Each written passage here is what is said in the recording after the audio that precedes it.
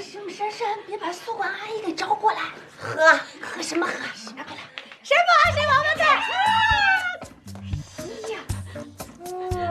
哇，下雨了。你说都1个星期了，天天这样，咱们都被宿管查了2次了，再这样肯定要挨处分。哎呀，要不然让我看，咱们就先别劝他，让他在这儿先躺一会儿，冷静一下，再考虑别的，行吗？就他能想清楚吗？他认定的事儿，800头牛都拉不回来。王老师啊，王老师啊！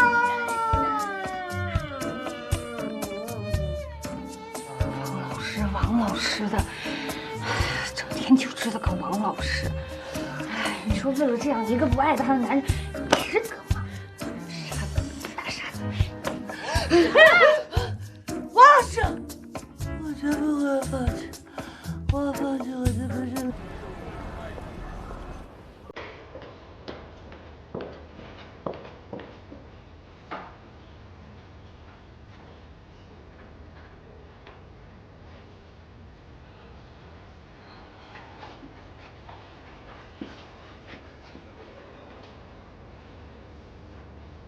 给你讲一个好玩的事儿啊！我刚才打车过来看你的时候，我发现自己没带钱，1分钱都没有。我摸了口袋，有一包中华烟，我就给了师傅。谁知道这个师傅特幽默的甩给我一包红盒，说：“赵玲儿。”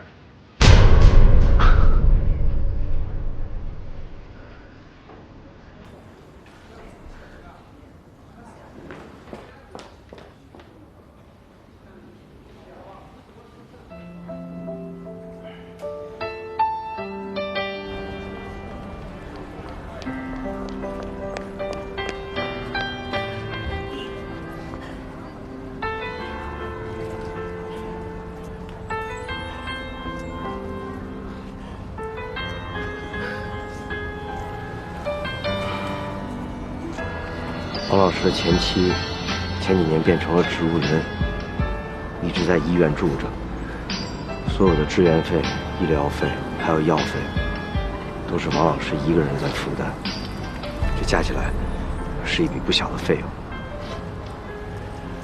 我之前听麦克说过他缺钱，可我不知道会是这样的情况。